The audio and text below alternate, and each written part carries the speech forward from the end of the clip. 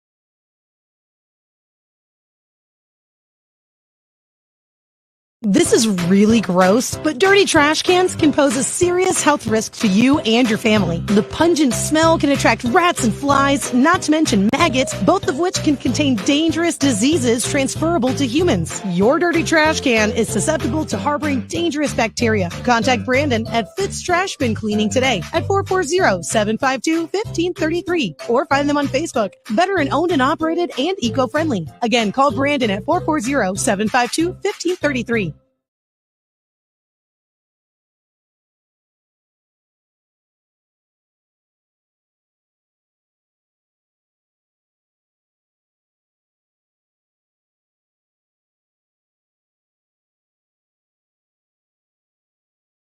Cleveland!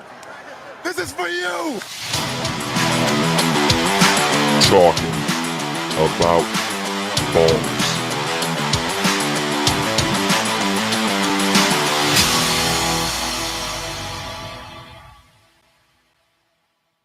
Ladies and gentlemen, welcome to Talking About Balls. I am Justin George, joined as always by Kyle Price and Timothy Timbuktu. What's up, fellas? Dude, it's been 2 weeks. I've missed you. It's been a long 2 weeks, and surprisingly, not a lot of shit has happened in sports.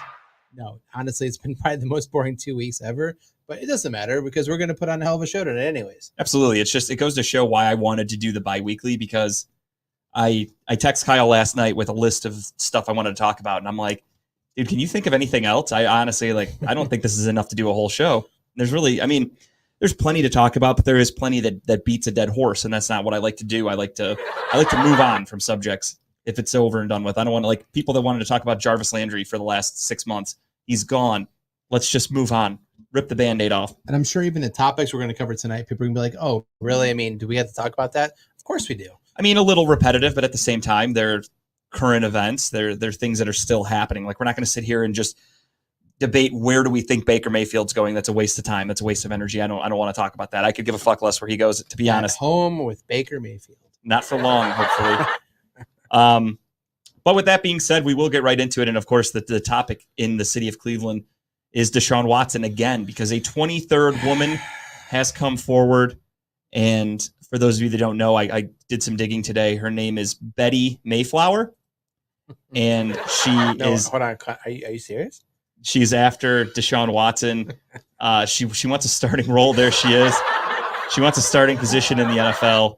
And she's coming to be the first female starting quarterback in league history. Let me ask you a serious question. What's her accusations? Was she improperly touched? Was she improperly told how to be a quarterback? What's the accusations against her? Hurt feelings. Hurt feelings. She's suing for hurt feelings. Right, hurt feelings. That's what I heard. That. No, but in all seriousness, there is a 23rd woman who has come forward to join the case of the women against Deshaun Watson. However, with some actual digging on this one, this woman has already tried to be a part of this lawsuit with 2 other lawyers, and they denied. They were both like, we're not taking this case. You don't have anything to stand on. Your story's all off the rails. It doesn't add up.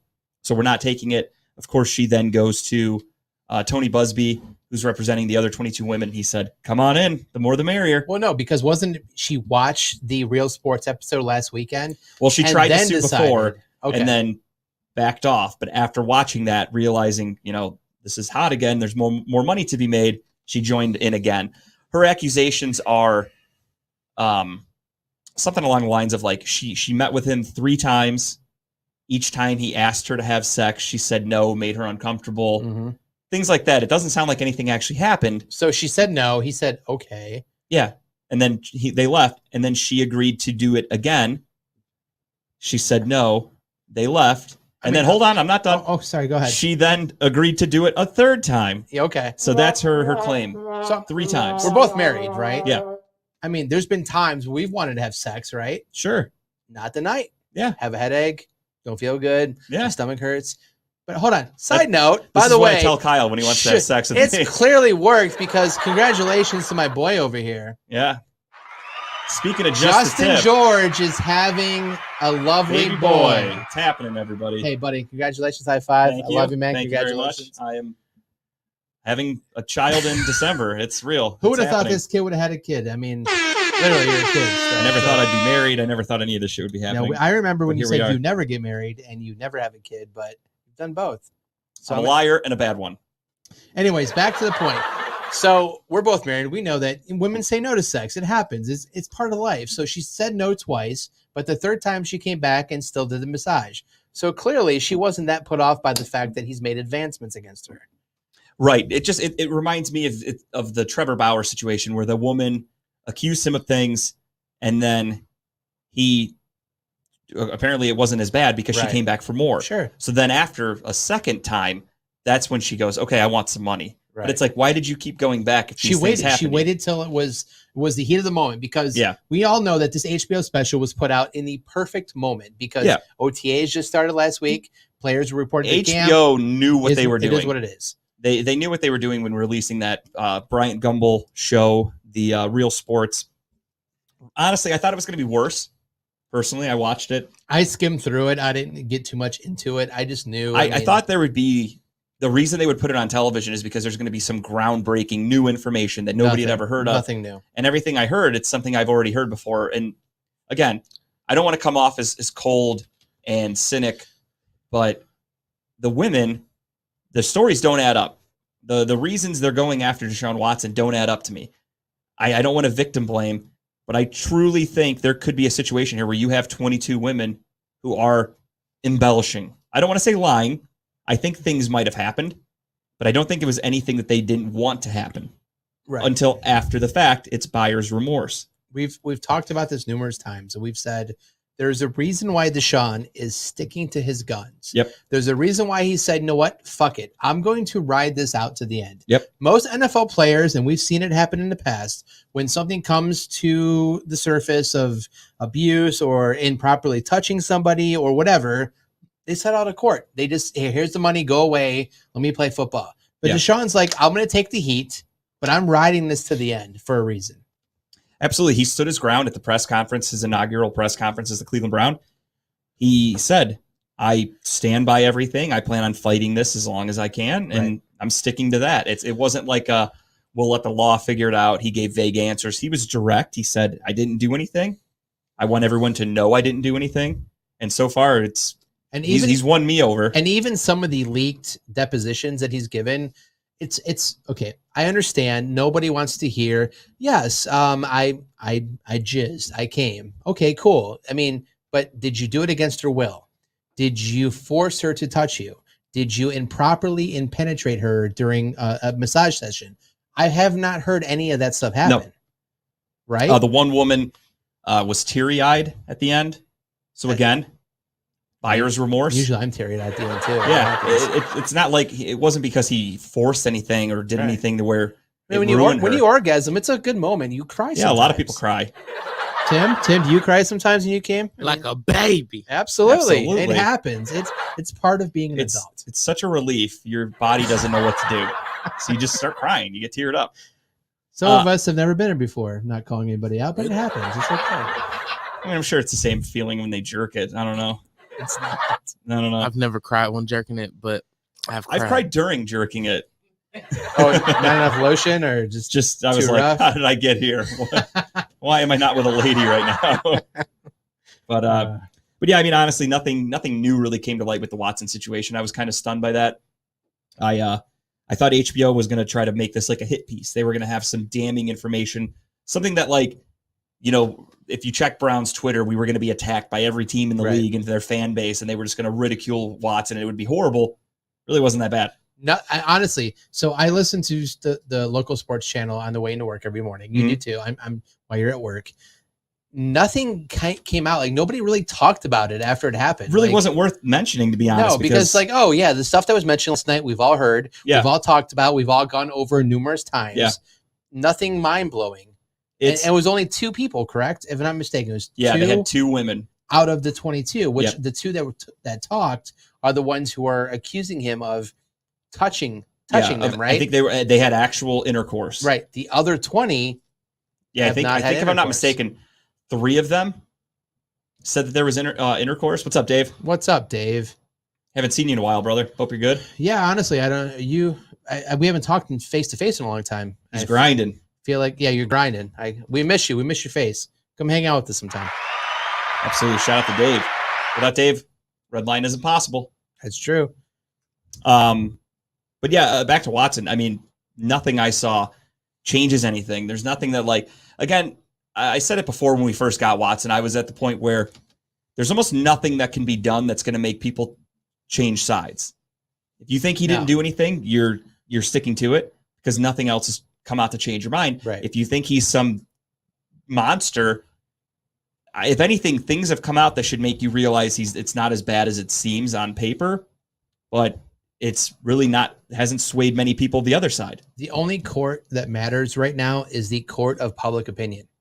Yes. Nothing else. We clearly know that there's no judicial system in the country that will charge him because he's been acquitted, twice now? Or it's not acquitted, but 2 grand juries have said we have not enough evidence to move forward. They're not pursuing it as criminal. So the only court that matters to Deshaun, if it really matters to him, is public opinion. Yep. And right now, nothing has changed at least what I've seen. No. If you are on the side of the women, you haven't moved. If you are on the side of Deshaun, you haven't moved. Right. And correct. I said that from the beginning. I told Browns fans because I saw the day we traded for him, social media went fucking nuts. Yeah. Everybody and their brother were talking about Deshaun Watson, whether they were against him, for him, whatever. It was the talk of the world. Right. Everywhere you turned, somebody was talking about Deshaun Watson. And I didn't get into arguments with people. My thing was just like everyone saying, horrible move. The Browns, ruined their image forever and this and that. And I'm like, on what grounds? None. They're accusations. Whether he did it or not, to be determined. But as of right now, they are strictly accusations. So to just condemn a person and try to ruin his life and his career over accusations is crazy to me.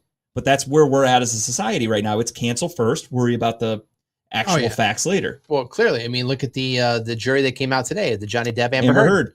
I mean, Johnny Depp basically won that, right? He came out and proved that everything that was said about him was, defaming his character. Yep. He won that. I mean, she got a little money in the end, but you got to toss whatever. It was a weird situation. So it's like he's going to have to give her $2 million, but she has to give him $10 million or something like that. She's not worth anywhere close to that. Yeah, so unfortunately, Johnny Depp's going to, if he ends up paying her, maybe he does just to get her out of his fucking life. He doesn't care about any of that money. But yeah, he's owed $8 million. He'll never work for Disney again, probably. Like his I hope one more time, Johnny. His Pirates of the Caribbean franchise is done. Their legacy as Jack Sparrow is over. And all for accusations. Right. Defamation. That's exactly what that is, like which is something Deshaun Watson could countersue these women. That's a society. I mean, I hope he does. I mean, I'll be honest. I hope at the end of these civil cases, if it comes to the point where they can't prove anything, I hope at the end of it, he says, you know what? Good. Now I'm suing all of you. Or even if he just sues the lawyer, because the lawyer's the rich one. He's not going to get anything from the women. If anything, they're going to be like, why keep going? But it's like, it's funny that they'll be the victims in that situation. Mm-hmm. So right now they're accusing him of doing all these bad things. If it comes out somehow, I doubt it will. I think he's going to end up settling just because it's what you do as a rich person, which is a shame. Right. So he'll end up settling, which will then counter. You think he's going to settle? You don't think he's going to ride it to the end? If Goodell says you settle today, we'll give you a 4-6 game suspension, whatever. I think he would do it. Okay. Just to put it all to rest. And if they say honestly, this is your this point, one time, we'll never punish you again. Here's what it is, but you have to settle today. And as it sits right now, I think the latest I've heard is that the NFL is coming now with a ruling at the end of this month. Should be soon. I mean, according to Goodell, it's what's your guess? What's your guess in the suspension? Based on the evidence and stuff, honestly, that I think it's the 3 women that he actually had intercourse with are the technical. They could say he broke the NFL Players Association policy. Mm-hmm. So I'd say 2 games per woman. 6 games. 6 games with a chance to appeal, get it dropped down to 4. Which is perfect because the first 4 games of the Browns season is pretty fucking easy. I think Brissett could carry us to a 4-0 record. Yeah, so I would say 6 to 4 games would be fair. I don't even want to use the word fair because I personally, this isn't even just being a Browns fan. This is no matter what team he would have gone to. It's being a human right now. I have defended Deshaun Watson's innocence before he was a Cleveland Brown. I thought the story was complete bullshit when he was with Houston, and the long year and a half or however long it's been, I've defended him the entire time. I would do that on any team. I don't think a suspension is worthy for any of this. Just because women try to drag you through the mud doesn't mean you should be suspended. Agree. And the NFL shouldn't just discipline a guy or punish a guy, I should say, because of accusations. I think this is the NFL's chance to show that they're behind their players, and I think they don't give him any suspension. I think that they show that nothing was proven against him. Obviously, if he settles, they may have to give him some games just because. But I believe if he rides it out, like Kyle's saying, I think this is the NFL's chance to show that they're behind their league. I would love that. I mean, I hope that happens. I look at Ben Roethlisberger also because it's a similar situation where he was accused of things. They couldn't prove it, albeit his had some sketchier history behind it with the police involvement, things like that. And then, they couldn't find anything, so he just settled. Ramel, I completely and he was suspended, but you. I agree. This is the thing right now is you just have a rich pro athlete who is getting laid. I know of a few Cleveland athletes who I kind of had a friendship with, if you will, loosely, that slept through damn near every woman in the city of Cleveland. That's a lot of women. All consensual. Literally any night of the week, this guy is out partying on West 6, bringing women back to his house, living it up. Does that mean he slept with my mom? Odds are high. If was I'm your being mom honest, on West 6 back in the day, or what? Based on how much this guy got around, it's possible. But I mean, never heard a bad thing about the guy because it was all consensual. Right. He'd go out, he'd party. He's paying for the back room and the VIP shit. Women want to flock to him because he's a rich celebrity pro athlete. I paid for the VIP once. Never happened though. Next thing you know, never got any kind of women back. Nothing ever happened.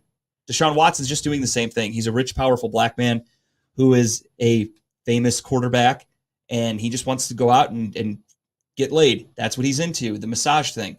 It's not a crime. It's just what he's into.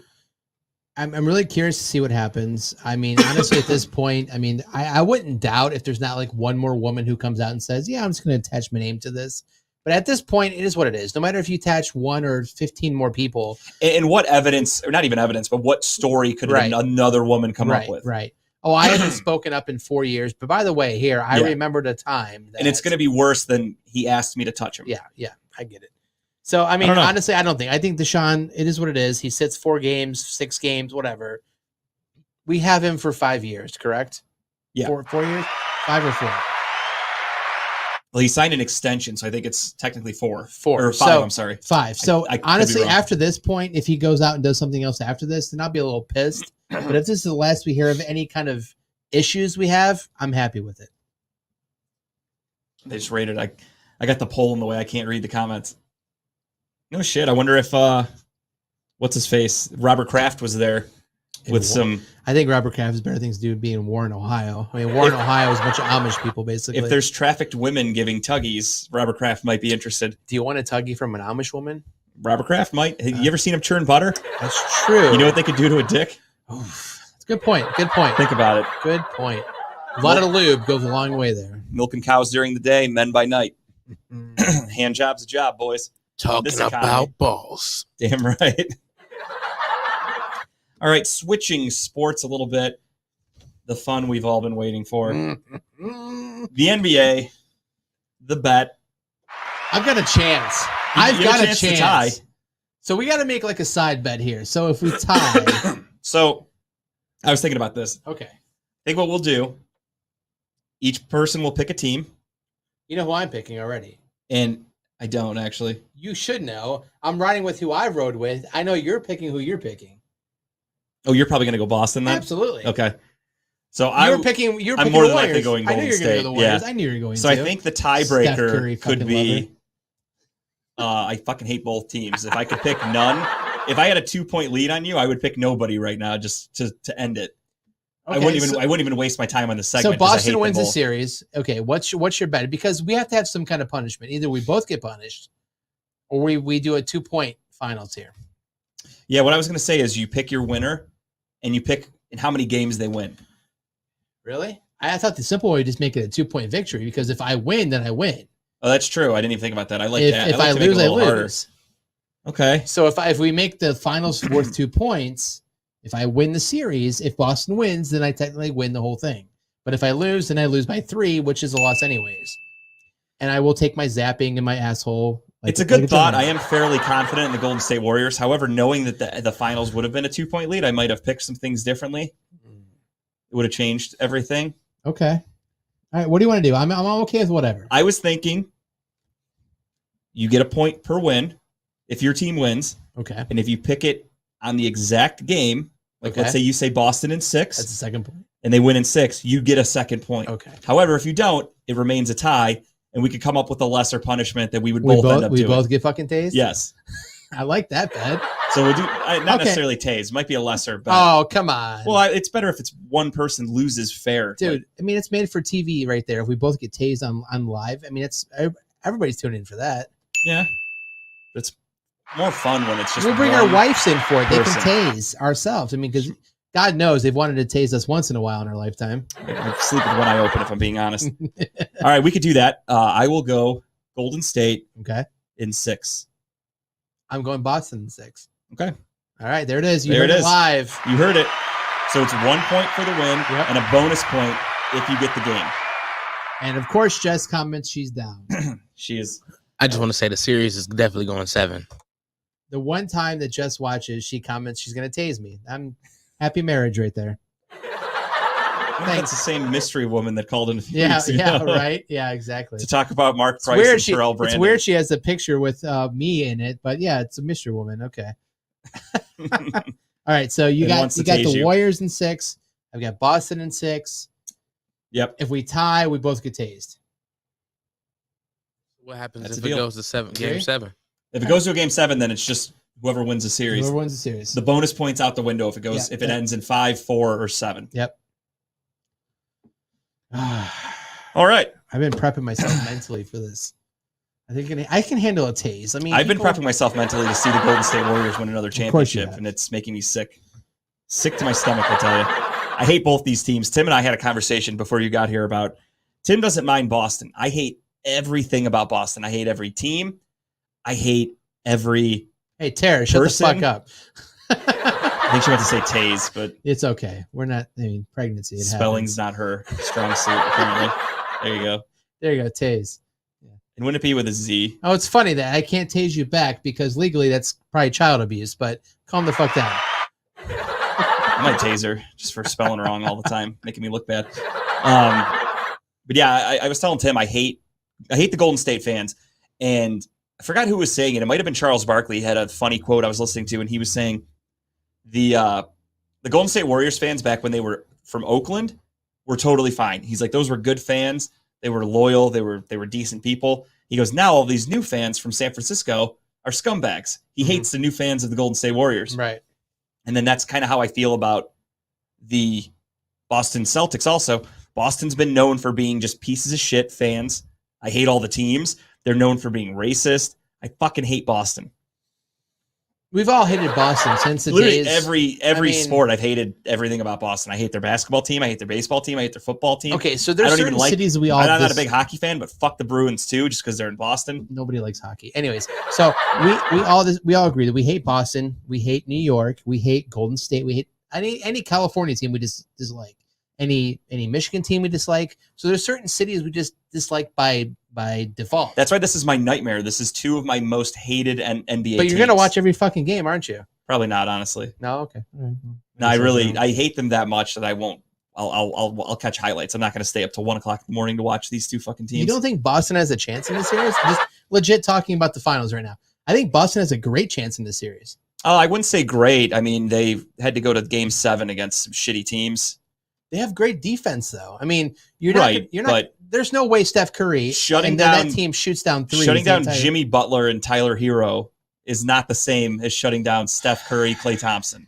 I'm so glad we're betting on this. It's just not this. It's not even. It's apples to oranges. It's not really apples to oranges. I mean, the Heat. I think the Heat are not a great team. They're okay. They're the 1 seed, but I don't think they're anything special. They're not some dynasty looking team. And they were 4 points away from a Game 7 win over Boston. Actually, they were Boston got lazy. A turned 3 that the refs fucked up on, mind you. Boston was a 3 seed, correct? It says right here. Miami was a 1 seed or a 2 seed? Boston was the 2 seed. 2 seed. So Miami was the 1. Okay. So, I mean, Boston is what it is, but Boston's defense in the last half of the season and in the playoffs stepped it the fuck up. It's been okay, but again, they've gone to multiple Game 7s the last 2 rounds. I think the Bucks series went to 7 games. Jason Tatum. They just went to a Game 7 against Miami. What a beast he is. Again, that's Kyle Lowry. Celtics in 6. I hope so, buddy, because I don't want to get tased. I don't know how they're going to slow them down. I mean, their defense is fine. Golden State plays pretty good defense as well. Golden State plays faster than anything Boston's ever seen. And the shooting is just Boston. Golden State wears you down. When you'll go to halftime in a close game and Golden State will win by 20 in the blink of an eye. Look at how many times you look at the Mavericks game and you go, actually, Mavericks are hanging tough. And then the second half, and it's a 25-point win by the Golden State Warriors. Yeah, but that's only a Luka team. There's nobody else supporting Luka on that team. I'm sorry. He needs some more support. Right, but overall, the Mavericks had one of the better defensive teams in basketball. But Golden State has a cakewalk in the West playoffs. I agree. They completely did. That's one thing that really pisses me off about this finals right now is that Golden State faced Jokic. That's it in the first round because the Nuggets have nobody else. Then they went on to face Memphis, who I think Memphis was overrated as fuck for being a 2 seed. They're not really that great of a team. They're still young and they need work. And then Ja got hurt on top of it. So an easy win for Golden State. And then they don't even have to face the fucking Suns. They get to scoot past and face the Mavericks, who they destroyed. So I agree completely. Golden State had a cakewalk into the finals. That's another thing that really pisses me off about this whole situation. Another reason why I'm not going to watch it. Well, we'll see what happens. I'm curious. Fuck them. I think I'm going to win, though, but it's okay. It's possible. All right.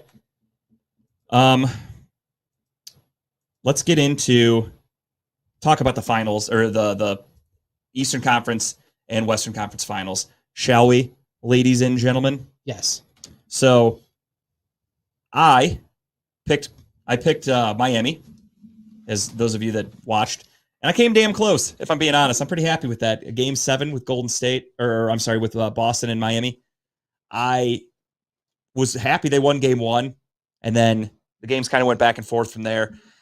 I was really confident in the Miami pick because, again, I think they have a deeper bench than Boston has. Boston's defense ended up stepping up.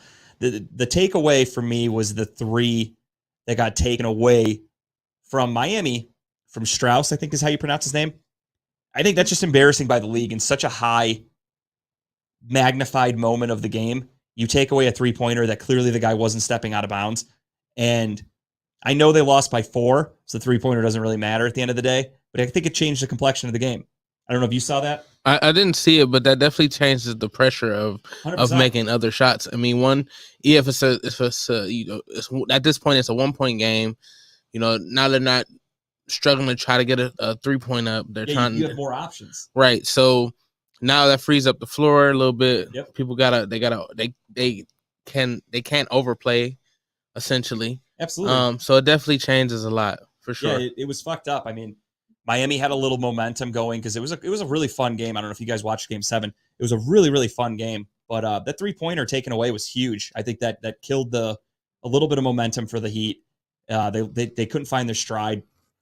It is really just demoralizing. And I think in a Game 7, you expect the refs to be at their A game, and they really dropped the ball. Did you see the? I'm sorry if I misheard you, but did you see the replay of the guy kind of stepping out of bounds when he That's what we were talking about. Yeah, the 3 that they took away. Yeah, so I mean that's crazy to me because in a Game 7, it's amazing that it comes down to a ref's decision for a game decision here. What do we got? I was reading the comment. The Celtics are hitting their stride. Don't listen to Jose. I love him now. He's my best friend, right, Jose? Thumbs up. There you go. He's a big Celtics fan. No, I agreed with that. Tyler Hero getting hurt, that crushed them. I mean, you lose 6th man of the year against a team like Boston. What do you expect? But again, I give Miami all the credit in the world. They took them to a Game 7, and that's why I think Golden State's just the better team here. So Boston's just struggled against some average teams. But Miami the East in general was way more physical than anything that the Warriors had to face. Oh, very, very much so. And I think with that physicality, that's what made Boston have to go 7 games. I mean, they beat, honestly, probably the best team in the league, minus Middleton, with the Bucks. Like that, if they had Middleton, that series is different. I agree completely. Yeah. What's weird to me is it's the first time in probably 10 years that the East has had such great basketball going on. We normally look to the West for like competitive and like hard fought games. No, the West was terrible this year. I know this year it was, but most in the past it was always the West is the West is the West. But this year, in the last couple of years, of course, Jose, I mentioned friend and you leave the chat. Fuck off, Jose. But this is the first year in a couple of years that the East has been the most competitive of the East and the West rivalry because I mean Miami, Boston, Milwaukee, it's crazy. I didn't keep my paper for my initial bracket, but I think I had the Bucks coming out of the East. I think we both did, actually. I mean, obviously, the Middleton injury, like Tim said, hurt him way more than I was expecting. Absolutely. I thought they were a better team even without him. So losing him was killer. You had the 76ers who really underperformed. They got embarrassed by the Heat. I mean, let's not lie. Okay, let's talk about the 76ers for a second. James Harden, an embarrassment to that team. Yeah, he really was. I mean, it looked like he couldn't play basketball He anymore. wants so much money to play in a team. He's not worth anything. He doesn't show up when you need him to show up in. I think the Doc Rivers effect is starting to kick in because he is a head coach. He Good call out, Tim. struggles. He's never been successful in the playoffs as a head coach. Right. And he's one of the highest coveted. You're talking about Doc Rivers? Yeah. Yeah, absolutely. Teams love him. Teams are seeking after him at any time he's available. I heard rumors of, obviously they just made their hire. I forgot his name.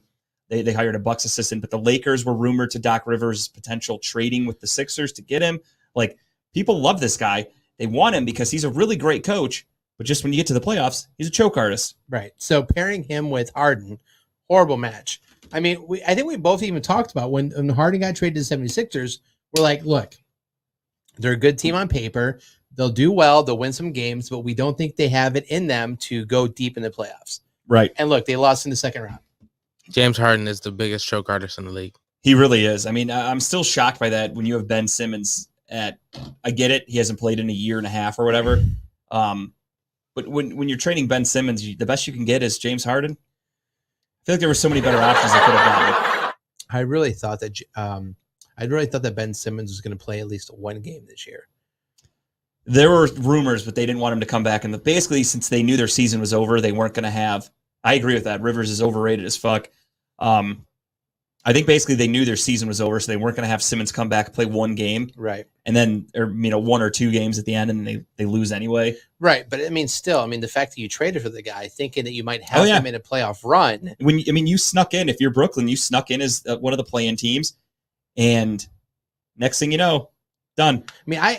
You get swept. You traded for Ben Simmons. You get rid of James Harden, and it amounted to absolutely nothing. You have Kyrie Irving and Kevin Durant wasting their careers. I highly dislike Kevin Durant. I feel like I do too. I'm happy Brooklyn got embarrassed. But I feel bad at the same time. The fact that you have such a talent in Kevin Durant, he's being wasted away in a team that has Kyrie Irving, who is a fucking mental case. But a great player. Great player when he has the ball in his hand. But when he doesn't have the ball in his hand, the world's flat and he hates everybody.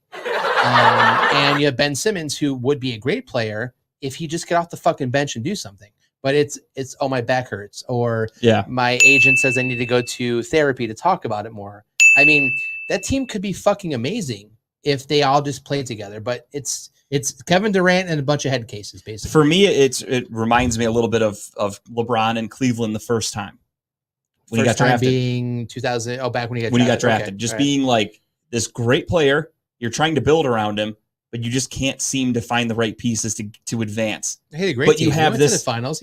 You have a once in a generational talent like you have with Kevin Durant. Right. Although LeBron, even in his first time with Cleveland, never had anybody nearly as good as Kyrie Irving as by himself. He had to carry everybody. That was a loaded team. What are you talking about? But like you look at a guy like Kevin Durant, and it's the same thing kind of happening right now, where they're doing everything in their power to win a championship, to build around this guy, and nothing's working. Larry Hughes is top 5 Cavs of all time.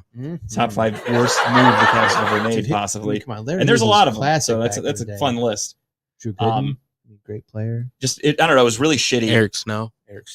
The way the Brooklyn season played out, and again, as a guy that hates everybody on that team for the most part, couldn't be happier about it. Ira Newble.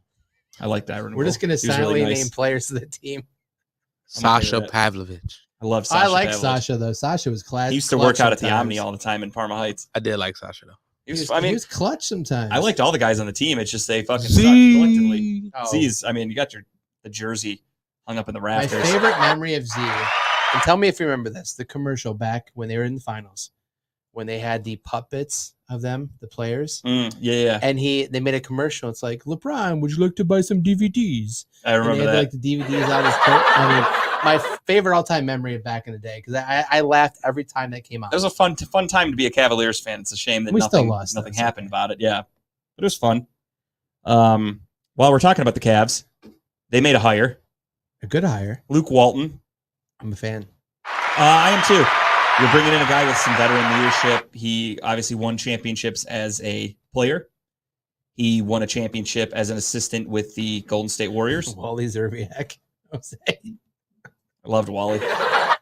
That wasn't the finals team. I thought we were only naming the 07 roster. We're just naming every non-existent, nobody cares about player in the Cavs team. how about a guy we kept bringing back, Joe Smith? That guy lived in Cleveland forever. We just kept signing him every year. Damon Jones? Eamon Owens, no Dino J.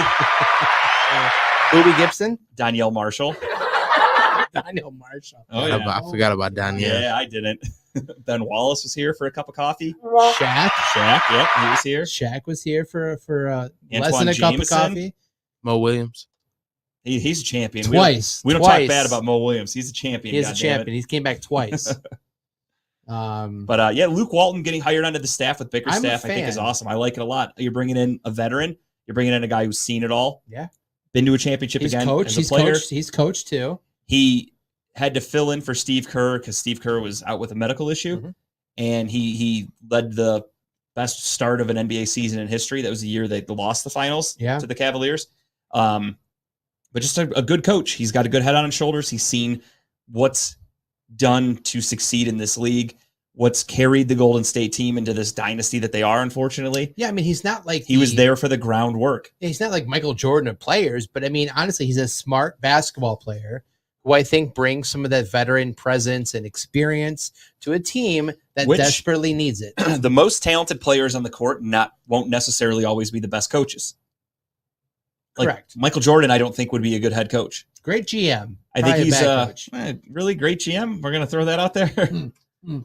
He got lucky on LaMelo Ball, and that's about it. I'm sorry. Great investor. Is that better? Rich guy. That's all we can really say. Okay, so rich guy. Rich guy. Heard he's a decent golfer. golfer. He's got that going for him. It's true. Like, I don't think Michael Jordan would be a good head coach at all. No. LeBron James would probably be really good because that guy sees the court I don't think better he would than be. anybody. You don't think? I don't think he'd be a good head coach because I think he would try to.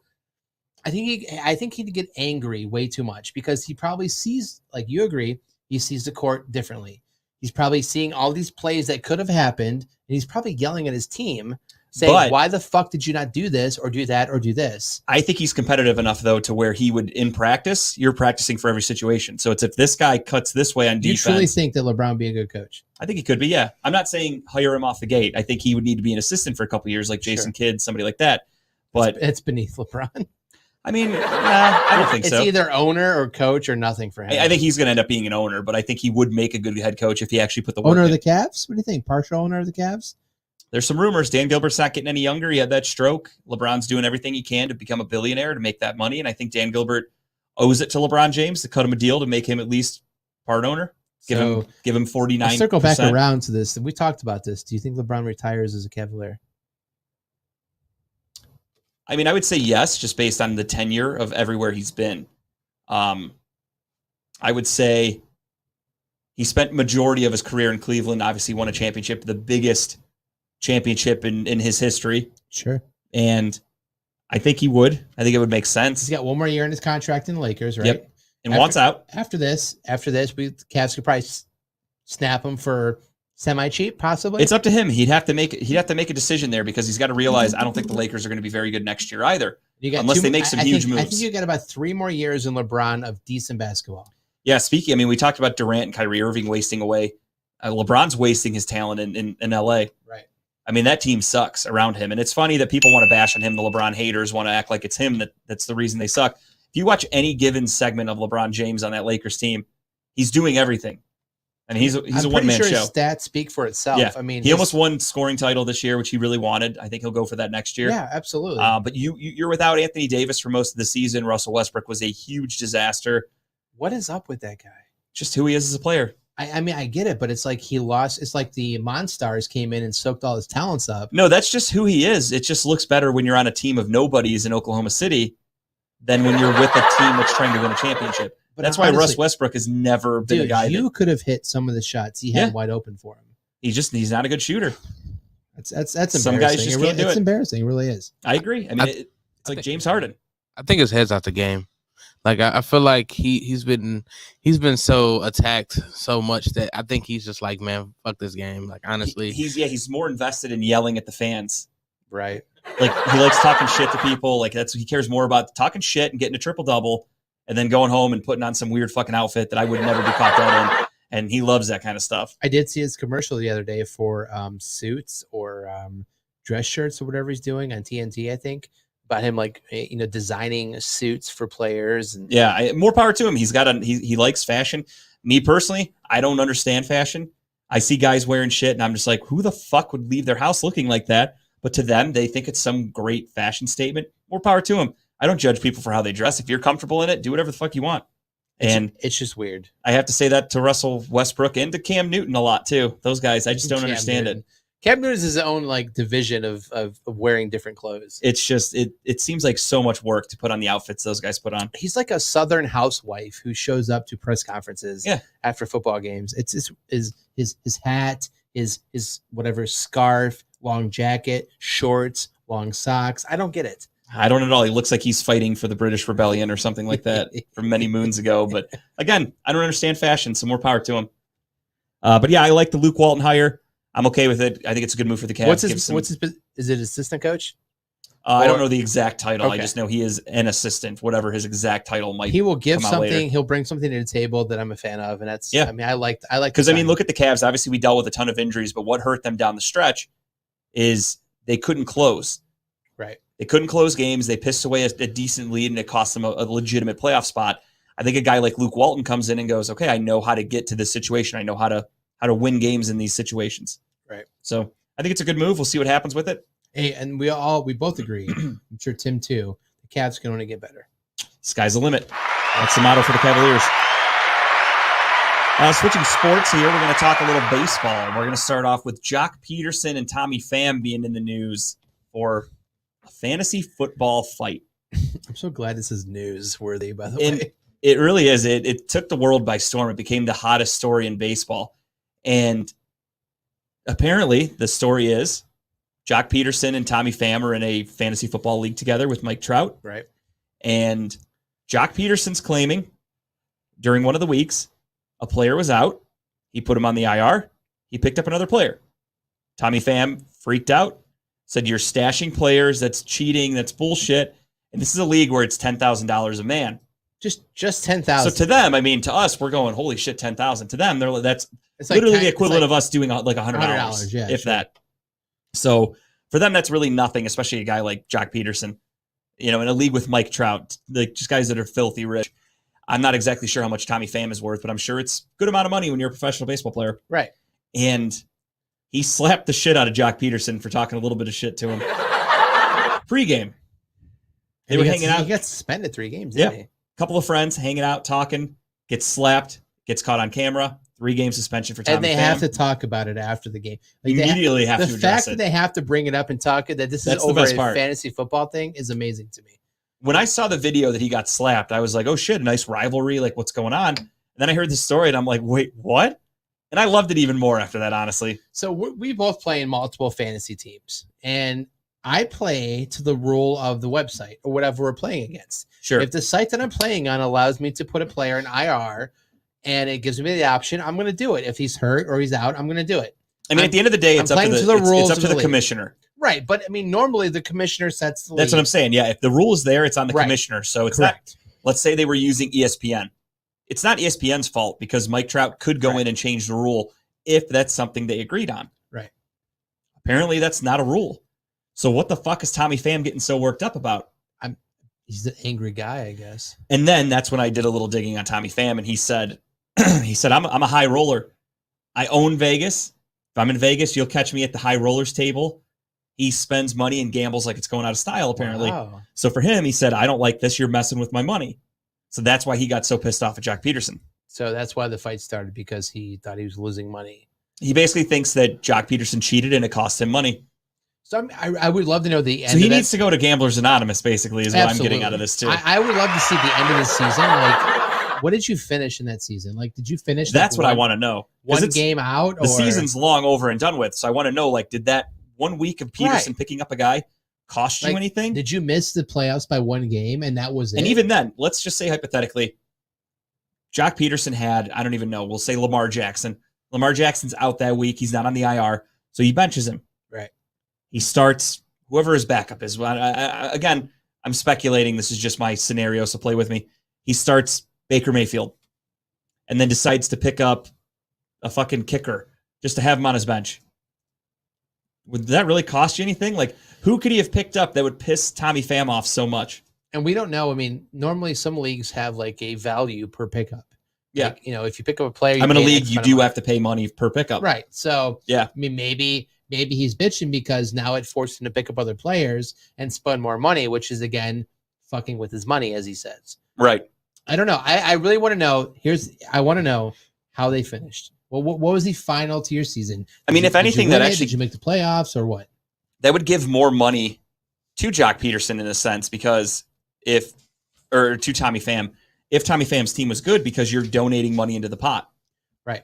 If they even do that. But at the end of the day, who did he pick up that's what I want to know about the story.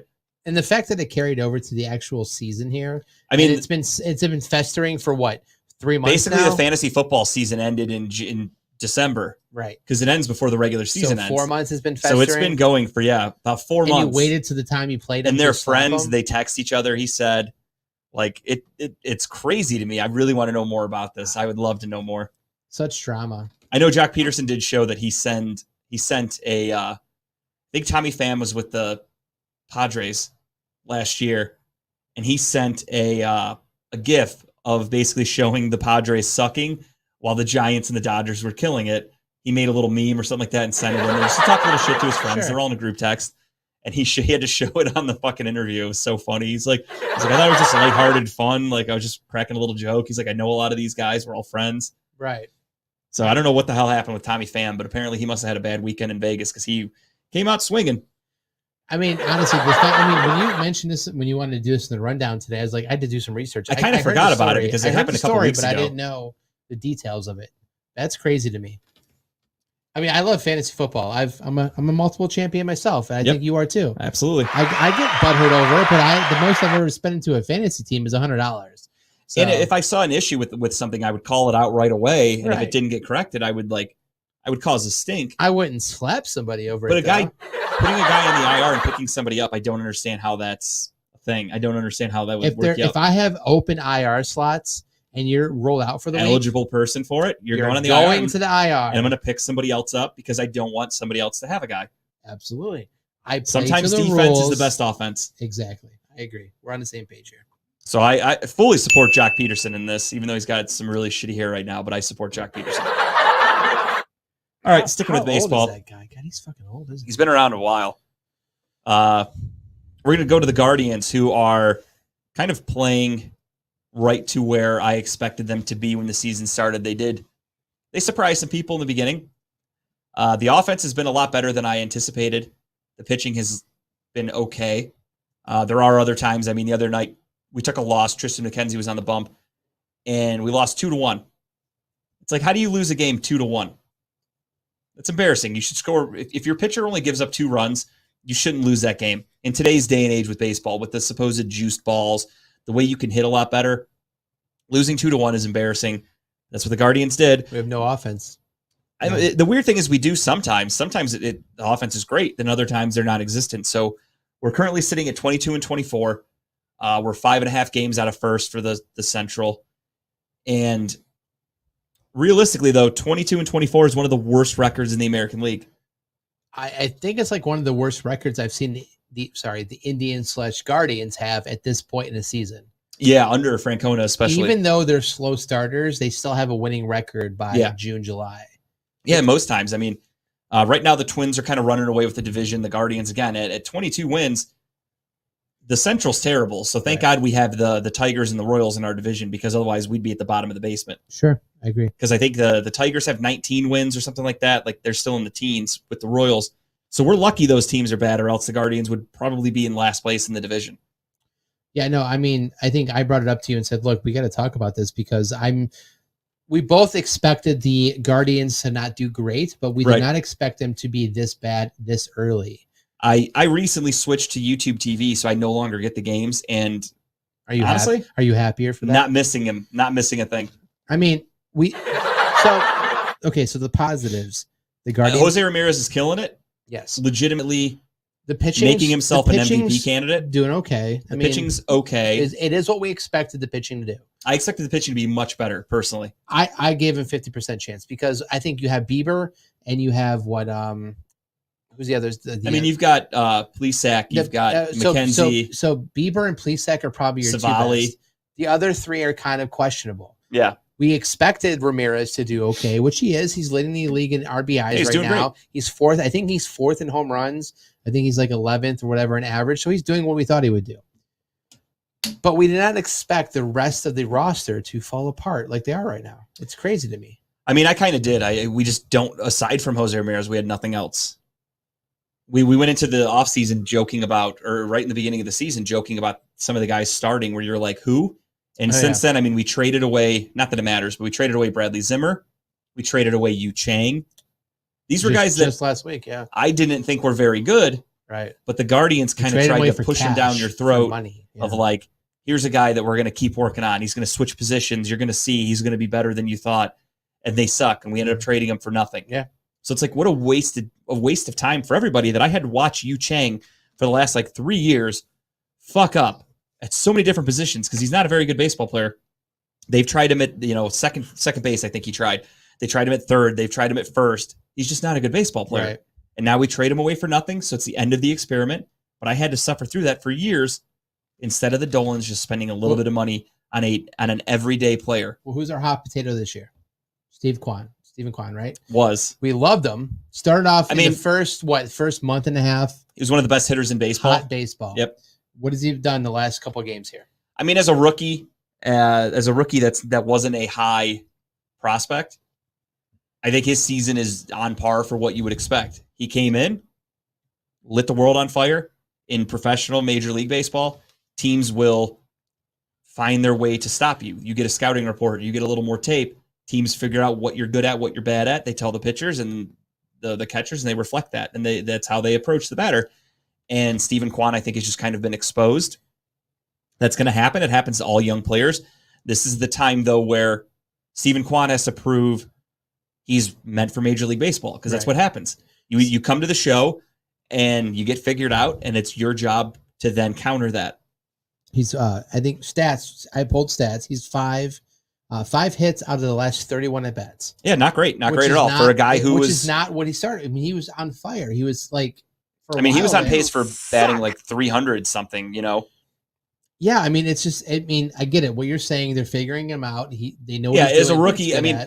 Another thing, too, is I remember us joking before the season started. I couldn't even remember the fucking guy's name. And I was like, yeah, there's some guy in the outfield that Francona's hyping up about being this great hitter, blah, blah, blah. And then Greg commented. Greg's like, it's Stephen Kwan. Shout out to Greg, our professional baseball expert. That's what we need him for, because I can't remember fucking names. But we joked about a guy like Kwan, and then he came in and surprised us. And we were both like, holy shit, like we were joking about this guy.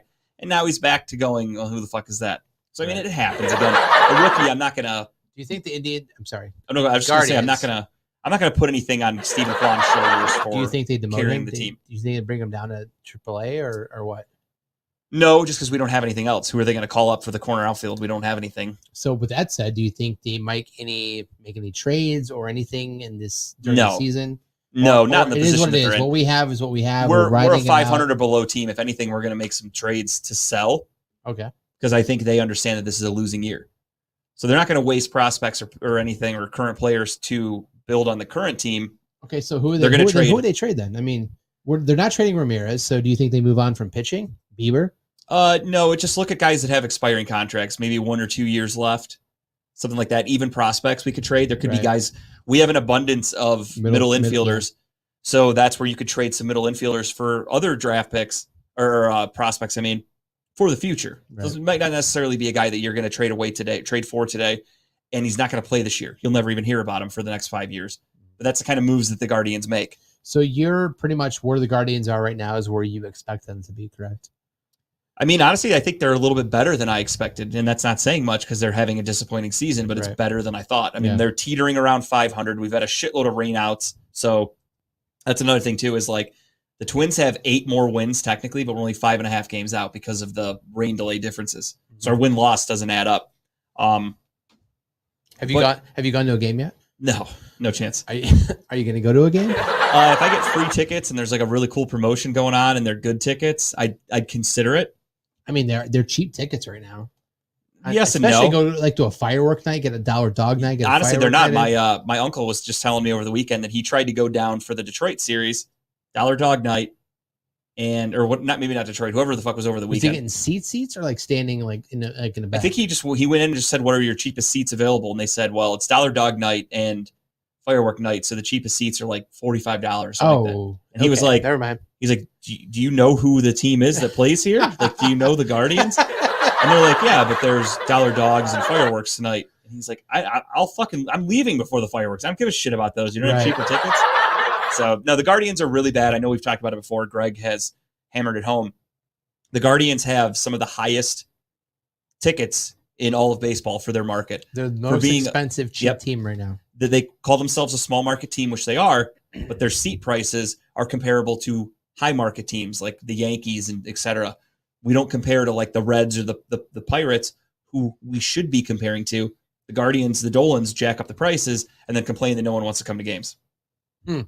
So kind of a double-edged sword. I might go to a game later, just to be, if it's a nice night out or whatever. I'm downtown. Yeah, maybe when the weather actually breaks and it feels more like summer. Like we've had a couple 90-degree days, and then like tomorrow it's going to be 60.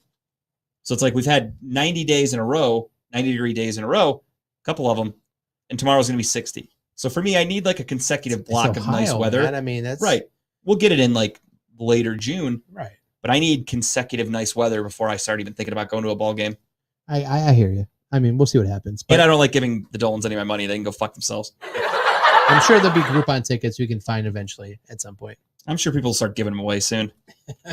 All right, ladies and gentlemen, we are going to take a quick break, and then we're going to come back and wrap the show up. We're going to talk a little bit about the match going on, the golf shit with some quarterbacks that I didn't even know was happening until Kyle told me about it yesterday. It's currently tied right now. It's a barn burner. And then there's a few guys staying in Cleveland that maybe some of them weren't expected.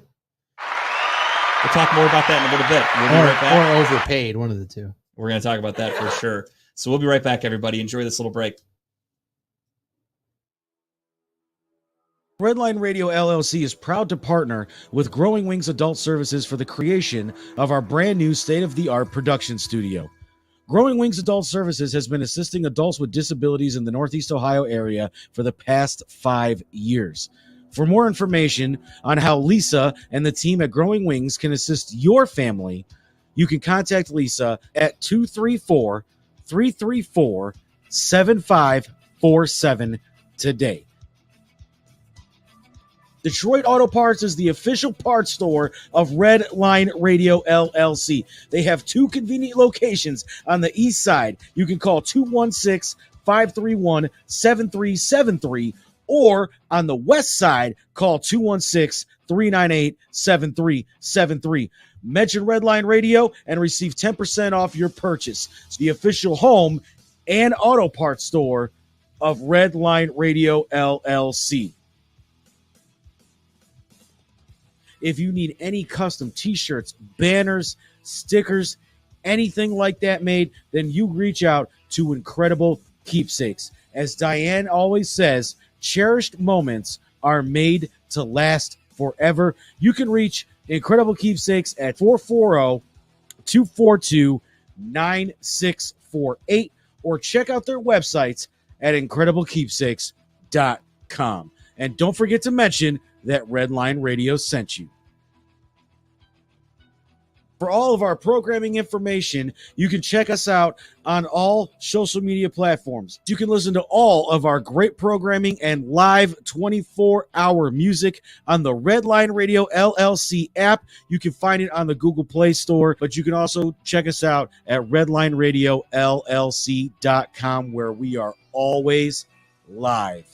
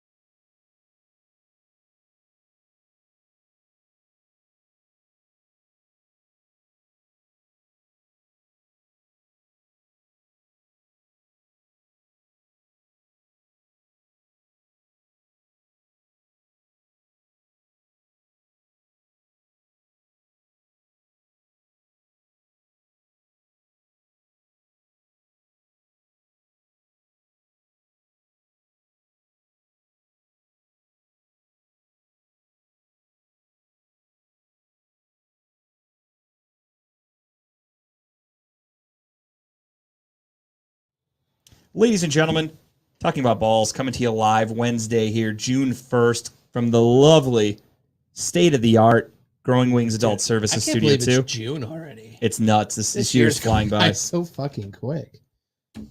Speaking of quick, if you want a quick way to take care of people and you're looking for the best help in the business, you're going to want to give Lisa a call. 234-334-7547. Growing Wings Adult Services has 5 years of experience taking care of adults with disabilities. Give them a call immediately. Without them, we wouldn't have this amazing state-of-the-art studio right now. So, of course, we have to shout them out. And, of course, you need to give them a call. You mentioned the state-of-the-art studio that we're in right now, and without them and without Wiggins Construction and Home Improvement, we would not have this amazing studio that we get to bless everyone's hearts and faces and ears with every week or every other week, because they came in here and made this pristine chef's kiss. Wiggins Construction and Home Improvement, they do your bathrooms, your kitchens, windows, doors, siding, anything you want done to your house, studio, office, whatever. Give them a call. Give Will a call today at 440-731-7654. I come in here every Wednesday, and you know what? This is great. This is perfect for us. It really is. They'll do anything you ask, and they will really do whatever they can to make your house or your office or whatever they're working on a one of one, an original. Speaking of one of one, Oh, yeah. there happens to be a sports card shop in Strongsville, Ohio called One of One Sports Cards and Memorabilia. It's located at 13221 Prospect Road in Strongsville. Call them today, 440-638-4044. Tell them JG sent you, or walk in and tell them JG sent you. So if I go in tomorrow and say JG sent me, do you think they know yet? I mean, we've been doing this for a couple months now. At this point, I have to think they know. Do you think they know? I have to think I so. mean, what's this guy? I refuse to believe they don't. Nothing. You just tell them JG sent you. And they just go, 2%? no, they just go, okay. Oh, That's it. Oh. You get nothing out of it. I'm not telling you to tell them JG sent you for anything special. that's You just tell them JG sent you, and they go, okay. we know who will know who we are if you call them up tomorrow. Who's that? Incredible Keepsakes. They make a lot of the t-shirts, the polos, the designs, the stickers, anything you want them to do for you. I've heard about these shirts. Yeah, I've heard about them too. I've been wanting one for a couple months, but Tim, tell me more. We haven't gotten one yet, but I've heard they're beautiful. They're pristine. They're perfectly designed to what you want them to say. If you give Diane a call today and say, look, Diane, look, I want a polo that says Redline Radio.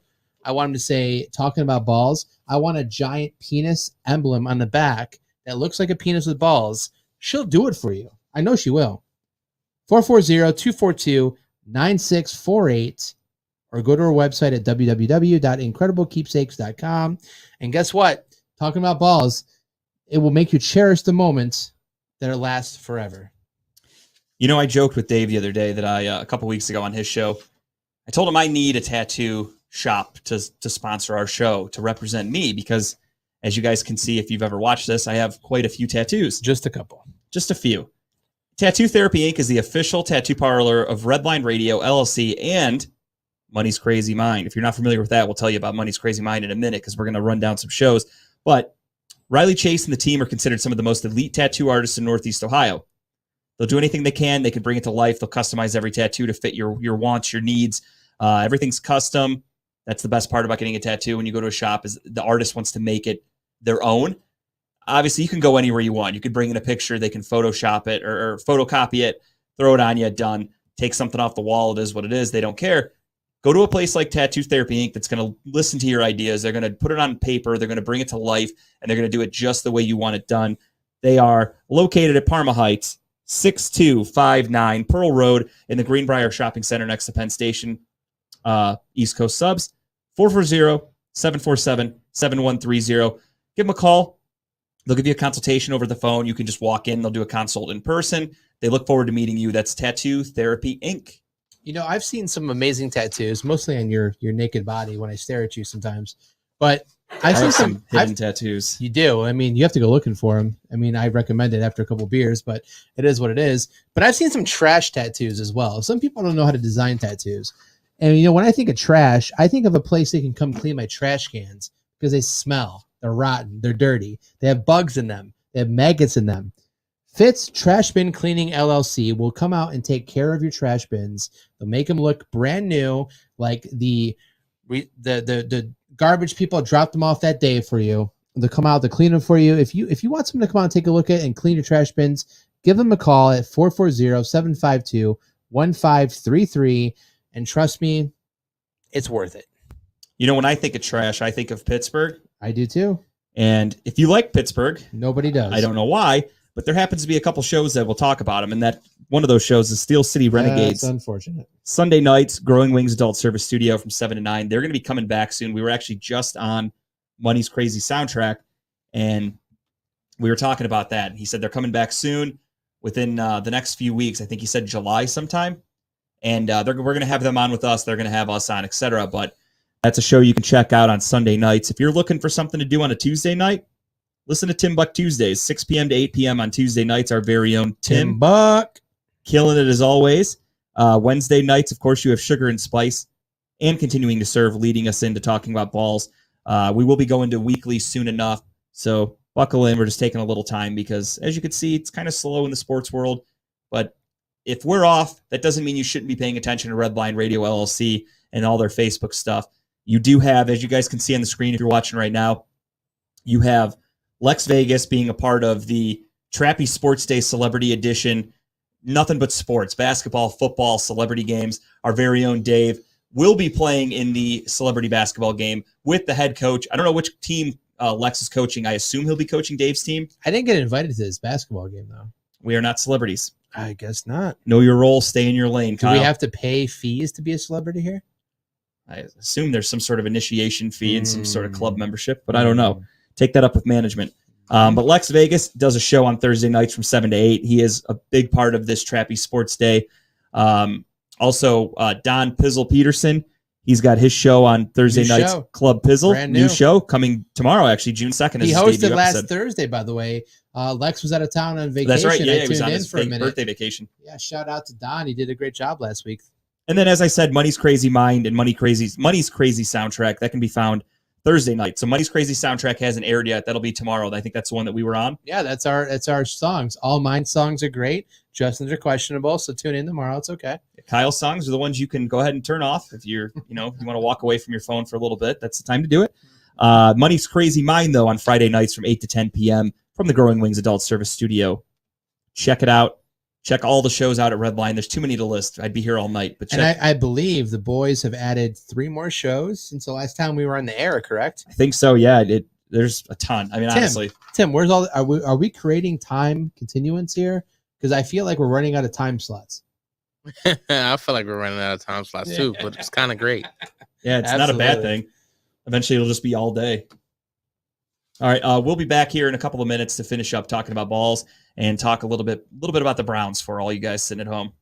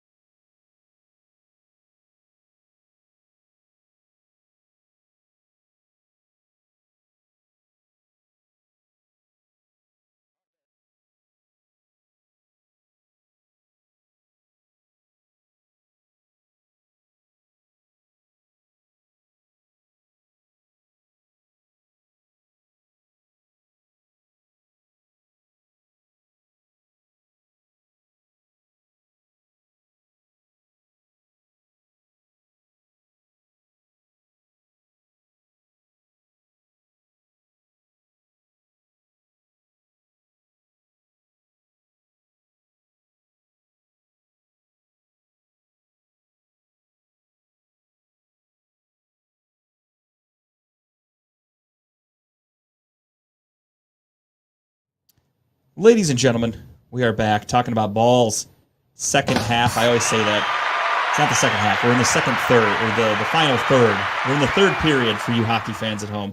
Nobody's a hockey fan. Plenty of hockey fans. I was going to suggest we talk about hockey because it is the playoffs. I haven't really been following. Playoffs? I'm a Kings fan, so I watched the first round. The Kings went to Game 7. They lost to the Oilers. Tim, trick I've question: stopped who's in the playoffs for NHL right now? Tampa Bay and Yep, the other person. the other person. Tampa Bay's playing the Rangers right now, and then you have It is the Edmonton- Rangers. Yeah, then you have the Edmonton Oilers taking on See, the. you are a secret hockey fan. You I, don't I want keep up with it. I really Okay. do. I forgot the other team they're playing. soccer or hockey. Oh, hockey, 100%. Okay. I don't even. Soccer. I don't know Pretty much the same anybody fucking about sport. soccer. They're pretty much the same fucking sport. One's Except one's on ice, one's on one's grass. talent and manly, and the other one is just watching guys run. I mean, could you run across that size field all day No, for 90 minutes? no, and I don't want to watch another I guy would do fucking it. die. Congratulations for having cardio. I don't understand why that's a thing. All right, we're getting off topic. A little bit, yeah. Let's So get back to a real sport. football. That was my cue for golf, baby. Oh well, if we're talking real Let's get sports, into it. this is not this bottom of the list. That's So this is, of course, the match that's going on. That, as I mentioned earlier, I had no Nothing idea it was about. even a thing.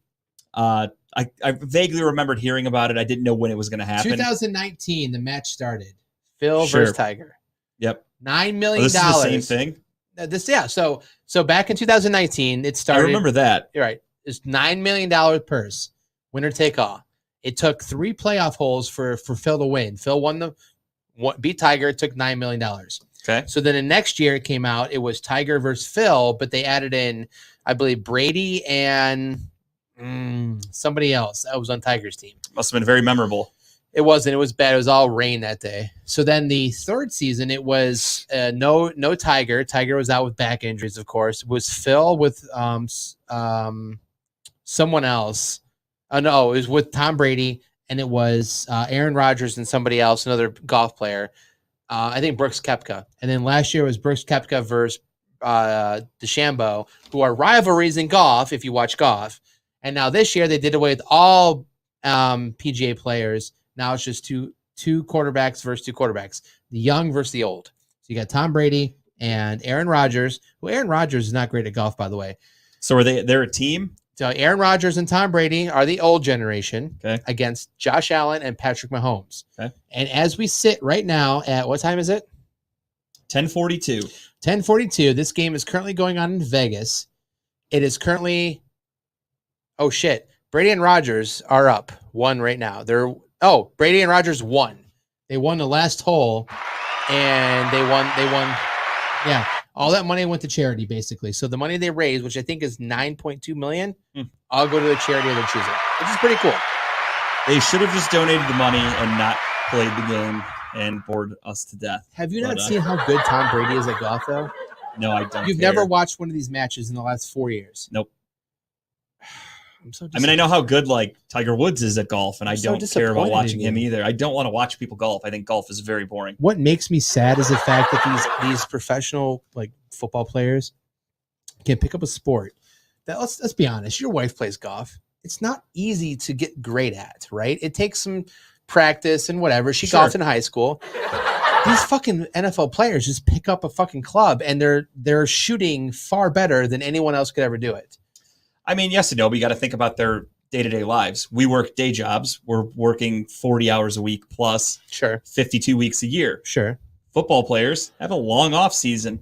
They have days off during the week of the Right. season. They can go golfing whenever they want, wherever Sure. they want, at the And I finest guess places. they're just naturally talented. I mean, too. don't get me wrong. Yeah, they're natural born athletes, but at the same time, it's like hockey players. Hockey players love playing golf in the off season because they have such a long off season. right. They can just go out and golf every fucking day. They have all the money in the world, nothing to worry about. It just sucks. I mean, great.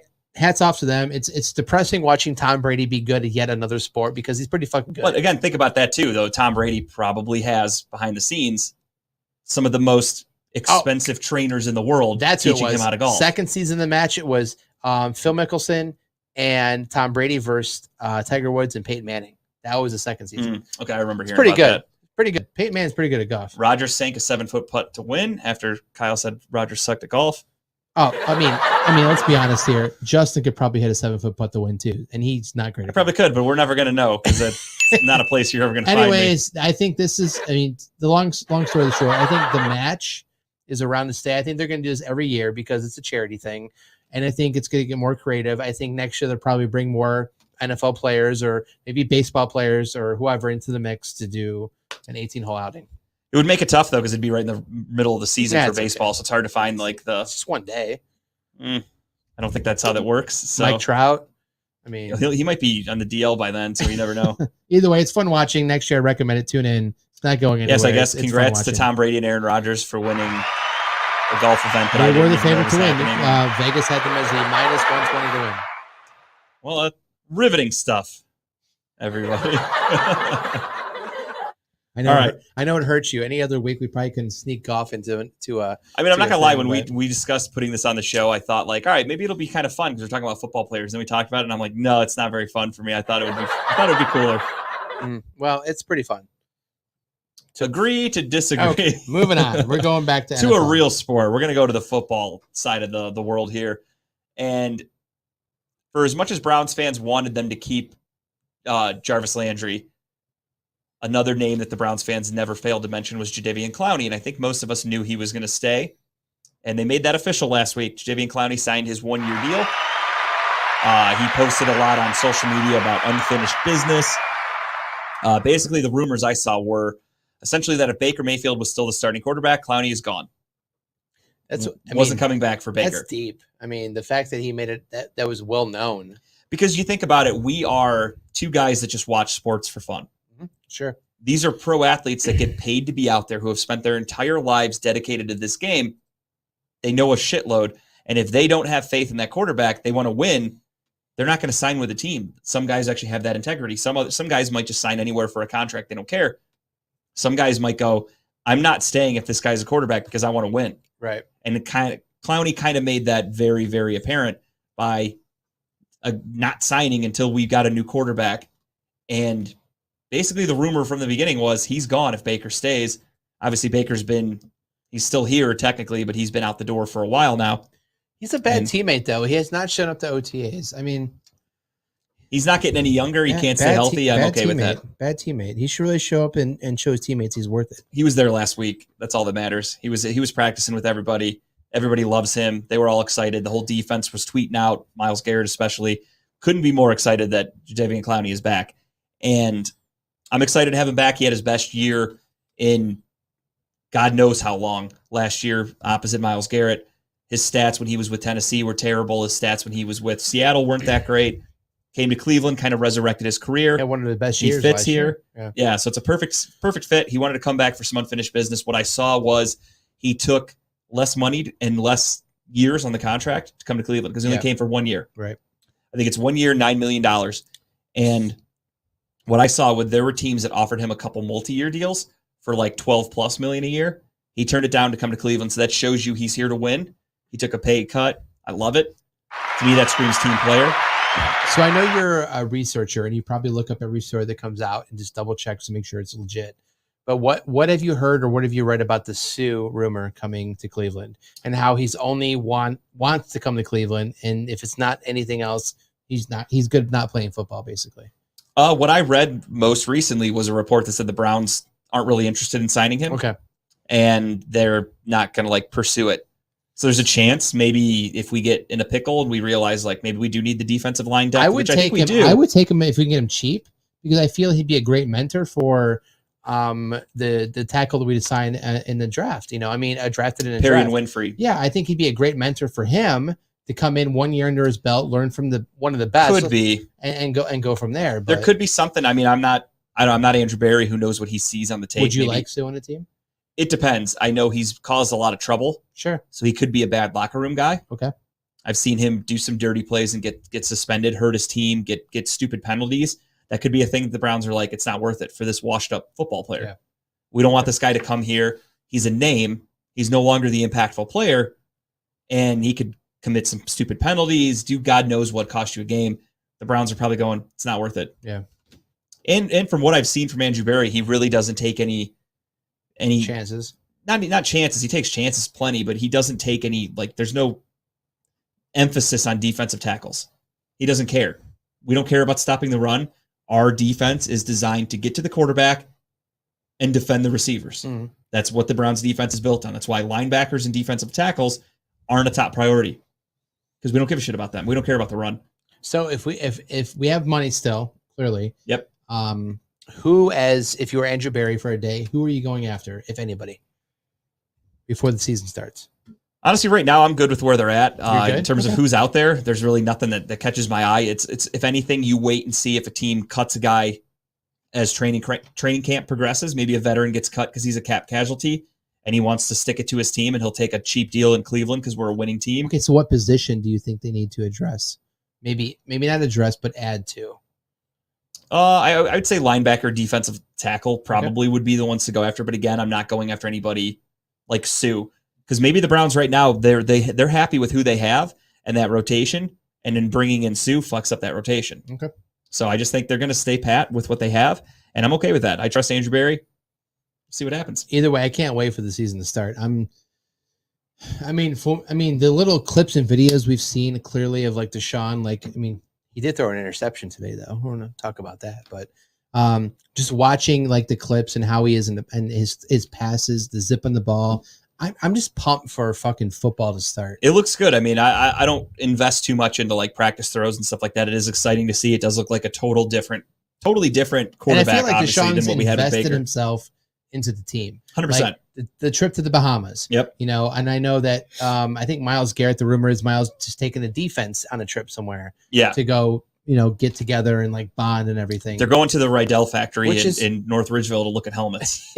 That's right down the street for me. He's going to teach him how to swing them like weapons. It's going to be exciting. It's going to be really nice. But I'm pumped about the team effort that they put into building this team and the camaraderie about like being friends and everything. I mean, So, from what I've heard, Deshaun Watson's a great teammate. He always has been. He's a good locker room guy. He's a great leader. So don't let this off the field stuff deter anything from that, because I know a lot of people probably don't trust him as a team leader, but I mean, he really is, from what I've heard, fantastic. Right. So absolutely, I'm excited to see what happens here. Too. A little bit of more Browns news. What do you guys think of the deal David Njoku got? Too much money? Worth it?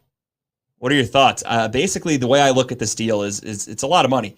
It's basically 4 years, $55 million for a guy who hasn't really produced a ton. However, that is a bargain kind of in terms of how tight ends are going to start to get paid, because it's another position like wide receivers where the money, tight ends are few and far between to find good ones. David Njoku's an okay one. He's not consistent, but he'd more than likely get about that same amount of money if he went somewhere else. Would he though? Yeah. Oh yeah. I don't think you would. I think here's the thing. I think that yes, right now we're both having sticker shock. I mean, a lot of us are having sticker shock. Like, how do you pay a guy who's been not the most productive, $14 some million a year? Doesn't make sense, right? But Yeah. I think at the same time, some of us are looking at the fact that I think we all assume Andrew Berry is ahead of the game. He's going to pay 14 point whatever million dollars to a guy who could come out next year and have a season, a record-breaking season. We're paying for a projected future. We are. I mean, that's They exactly expect what him we're to doing. get so much better without Baker throwing him the ball.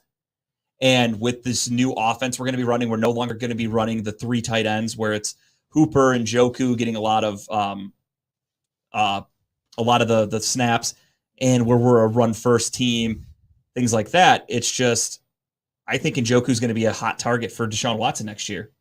I would have gave him $10 million less. Maybe he just means overall, so like a couple million less a year. But I agree with what Ramel said though.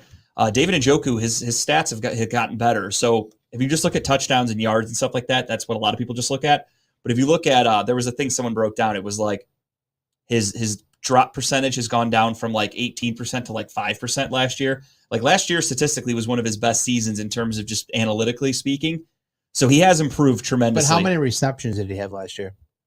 Off the top of my head, I don't know. Not but many. how many did any of our receivers I have? get Though? it, but what I'm saying though is that you're basing his stats off a year where he didn't catch the ball that many times. Mhm. So of course, the least amount of catches and receptions he had, I mean, the chances he had to But- catch the ball were less than whatever. Again, you're So, also of course the you've stats are subtracted kind of Hooper. ballooned a little bit. So Njoku's now your number 1 tight end. There's no debate. There's no Austin Hooper Right. taking it up. Njoku's improved tremendously in blocking. which is going to be tremendous. Sure. I mean, we've never taken away from it. I mean, he's always been a blocking tight end. He's been good at that. He was pretty bad when he first got into the league. He's come a long way. But I think the second or third year, he's better down the field. He moves down the field more. Oh, I just meant blocking for like a run blocker. Right. No, I mean, I'm saying the second or third year of his season, he's better down the field blocking. I mean, he's gotten yes better. And no, he's gotten better for sure. Under Stefanski, he's still not he's great. gotten leaps and bounds better. Yeah. But I'm not saying I don't like the signing. I love Njoku. I think he could be great, but I don't know if he's worth $14 million great. I want to see. I mean, I look at it. I want to see what he does. He's going to be more productive probably than Hooper was, and Hooper was making more money last year, so that's kind of the way Barry's going off. You of it. could probably be more productive than Hooper was last year. I mean, Hooper was at least fairly catch the ball and productive. stand up. At least, I mean, a catch is a catch. I mean, he Get a caught guy- the ball and fell down. Get a guy to throw you the ball accurately. Hooper probably won't fall as many times. But in I do Tennessee. think that I do think Andrew's paying for what he assumes is coming. Yeah, he's paying for the future. Right. So he thinks that Njoku. This is going to be one of Watson, Deshaun Watson's favorite targets, more than likely, and they're paying him to do that. Sure. I mean, I hope he has a great year. And not to take away from what anything else, I think Ramel said he's above Bryant. I'm a huge Bryant fan. Bryant's love good. Harris. Can't stay healthy though. That's a huge issue for him. But if he does stay healthy, I'm a huge fan of his. Bryant, though, on the other hand, he's got that weird like tweener body where he's kind of built like a wide receiver. He's your reception. He can bring those balls down now. He's decent. He fumbles a lot. He can't stay healthy. He's got his flags for sure. I do like him. I like Harrison Bryant a lot, but that's another guy that he's going into year 3 or 4, if I'm not mistaken, on a 4-year rookie contract. So the Browns kind of have to think to the future with him too. We got to bring somebody else in though as a tight end. And I think that's what they're doing with Njoku. They're going to pay Njoku, and then the next couple of years they're going to draft some tight ends, and they're just going to go young. So we don't run with a third tight end this year? I mean, who's our third? No, they will. We've got some guys. I mean, they signed that kid. I don't know if he'll make the team, but they signed that kid that was a basketball player. They're trying to Antonio Gates him a little bit. Texas. I forgot Tech, where to be honest. Off the top of my yeah, head, I don't remember. I get what you're saying. Yeah, but there's some guys on the team, and again, it could be a cap casualty. Somebody that gets cut in training camp. The Browns they bring him in. But I also really don't think tight end's going to be a huge focal point this year. We're going wide receiver. Over or under 8 touchdowns this year for Njoku? I would say under. It's hard to say. I just don't think with a guy like Amari Cooper, you got so many guys to throw the ball to. You've got David Bell. Well, let's just throw a guessing game on here. We assume that Watson's probably going to throw anywhere between 35 to 40 touchdowns this year. Again, hard to say. Is Watson playing 17 games or is he playing 10? Let's go the assumption he's playing 17 games. Okay. 40 touchdown season, 35 to 40, pretty average. I would say for 30 him, to 35 because I do think we are going to rely heavy on the run. Okay, so 10 of those touchdowns are probably going to Cooper. And you're going to have Watson's going to have his fair share of rushing touchdowns. He likes to run the ball too. I think he had 10 touchdowns in his final season in I was Houston. talking about passing touchdowns. Oh, no, I'm saying overall, though. Right. That's going to take away his passing touchdowns because he's going to run the ball. And we're going to run a shitload with whether it's Hunt, Dearness Johnson, and Chubb, or if we get rid of Hunt, if we get rid of Johnson, whoever, we're going to run the ball a ton. Okay. So I honestly don't know if Watson's going to have like this massive touchdown year throwing just because we might not need him to. Over under 3,500 yards throwing. 17 games he plays. I would say over for that. Okay. All right. Cool. I expect a pretty good year out of Watson if he plays the whole game or the whole season. Is I he don't a know. target for you in fantasy football?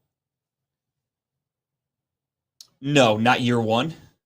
I would want to wait and see A, suspension wise, B, how exactly he works with the Browns before I drafted him, unless I got him late. If he's just all of us Browns fans, we have that Browns hold back of any Browns. Not player. of like I think he's going to be bad. I just don't know if we don't need him to do what he did in Houston. We don't need him to be Superman. Right, sure. So it's like I don't think we need him to come here. We don't need him to throw 50 touchdowns like Mahomes because they have no rushing attack in Kansas City. Right.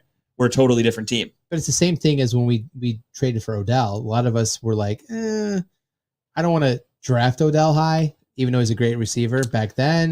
Because then you were coming off Baker's rookie year and you were like, all right, this kid's good. He throws it pretty well. And then you get Odell, who's coming off kind of a down year he had in New York. I still think he got overdrafted by most Browns fans. Like I've seen Browns fans draft guys like fucking Rashard Higgins. And I don't understand why they would draft a guy like that. But because they're Browns fans, they're like, oh, I think he's going to have a huge year. And then you cut him after week one because he doesn't do shit. Well, we latch onto those Browns players, man. Really quickly, before we get to just the tip, I should have pulled the video. I didn't even think about it. Did any of you guys see Kenny Pickett fumble the fucking snap in practice?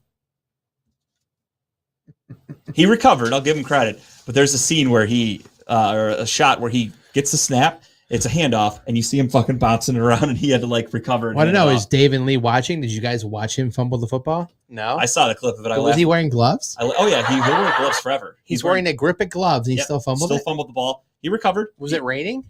No, just has tiny hands. Oh, were the balls wet? Nope, just a full size NFL football. Got it. That was Okay. So full size football with the grip gloves, still fumbled it. Still did it. Interesting. That's Kenny Pickett, ladies and gentlemen. The ball was dirty. That's why. All right, it is time for Just the Tip. As always, we're going to start off with Mr. Tuesday, Timbuktu himself. And since we're talking about Tuesday, of course, my tip of the week is Timbuk Tuesday. Hell yeah. Self-promotion. I love self-promotions. If you have not watched an episode of Timbuk Tuesday, I'm going to need You're you. like a floating head right now. I like it. Hey. if you have not had the chance to watch Timbuk Tuesday live on a Tuesday, you can go to Redline Radio LLC page on YouTube. Not only can you find Timbuk Tuesday there, but you will find every show that shows on Redline Radio. You can see every episode anytime you want to. But Timbuk Tuesday is my baby. I love it. It is now 6 to 8 on Tuesday. It started out 5 to 7, but it is 6 to 8 due to my work schedule. And what do you guys talk about on Timbuk Tuesday, Tim? We talk about a little bit of everything, but the show is really about how we make it through this game called life. Life could be tough for all of us. You know, all of us feel some type of way when we're going through stuff. And, you know, we may be in a rut and we might not know how to get out. But the people that I bring on, they talk about what they do and what they do to basically progress through this game. Just little things, artists, comedians, bakers, everything. The bakers is my favorite. When they got food, I love those episodes. But check out Timbuk Tuesday every Tuesday from 6 to 8 on Redline Radio LLC. Hell yeah. I will second that. Tim's show is amazing. I appreciate you, I like man. to chime in sometimes and drop a little hello, what's going on? And Tim likes to talk about balls. He makes his guests feel awkward talking about balls. So Tim will talk about anything. I love that. I talk about whatever. That's the way to do it. I love it. All right, my tip. So I mean, clearly, I'm an older gentleman. I've grown up watching some great '80s movies, and the original Top Gun is no question one of the best '80s movies of all time. I assume you've seen Top Gun, right? Nope. Oh, of course you haven't. All right, good. I'm glad I'm on an island here. Tim, have you seen Top Gun? Absolutely. Thank you. I'm not alone. Maybe one day. Top Gun, great movie, 80s Tom Cruise back in the day, fighter pilot. He's a crazy maniac. He just, plays by his own rules. Great movie. It's been 36 years since the last one was made. And finally, Top Gun Maverick came out. Sequel. Tom Cruise doesn't age. He looks like he's still 21 years old. I mean, look at this picture. He looks great right there. Definitely no photoshopping. No, not at all. Scientology, baby. Man, makes you look younger. I went Monday to watch this show, this movie at IMAX, which I believe it's worth it because it was shot. Most of the in-plane scenes, the fight scenes were shot in IMAX camera. It's definitely worth it if you get a chance.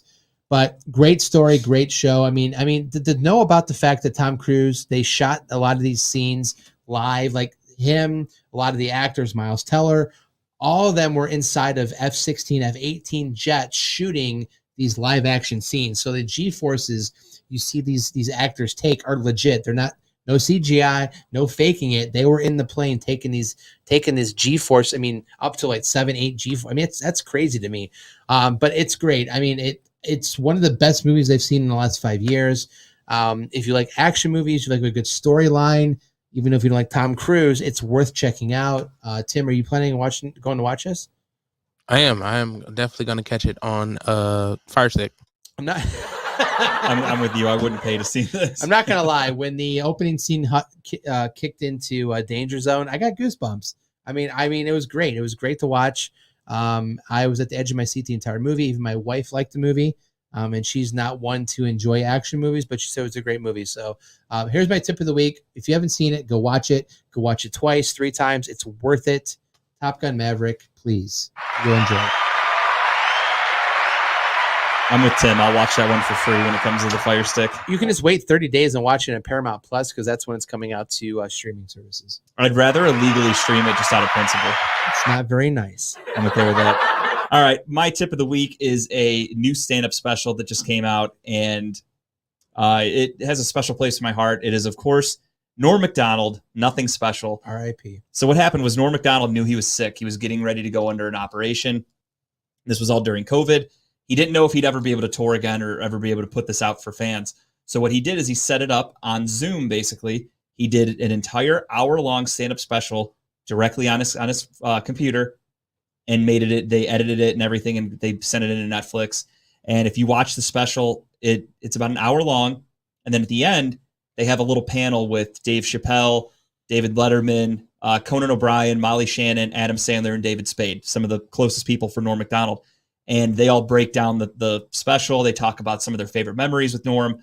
It's really, really amazing. I love Norm Macdonald. He's the kind of guy that no matter what he's in, if I just hear his voice, it makes me laugh. Everything he does is fucking hysterical to me. I mean, let's not lie. Some of the best SNL skits is with Norm because Macdonald. of Norm Macdonald. Yeah. I mean, the Jeopardy. Oh, everything he did. He had a podcast that I loved. It was fucking hysterical. He had a little show on Netflix that was great. He's got multiple specials. I find him hilarious. Everything he does. Dirty Work is one of my favorite movies. Just love the guy. So when he died, it was a real shocker because nobody knew he was sick. And they talk about that at the end of the special. Well, yeah. They said nobody knew he had anything going on. And he recorded this special and talks about death a lot. It's almost like he knew the end was coming. Where can you watch it at? It's on Netflix. Is it? Okay. Yeah. So it's fantastic. Check it out. Norm Macdonald, Nothing Special. Highly recommend it. It's great stuff. His last little bit of a gift for the world. Awesome. I'll check it out. And that's going to do it for this week's episode of Talking About Balls. And on behalf of everybody at Talking About Balls, as far back as I can remember, I wanted to be a gangster. R.I.P. Ray Liotta. Another sad death. See you, everybody. Redline Radio LLC is proud to partner with Growing Wings Adult Services for the creation of our brand new state-of-the-art production studio. Growing Wings Adult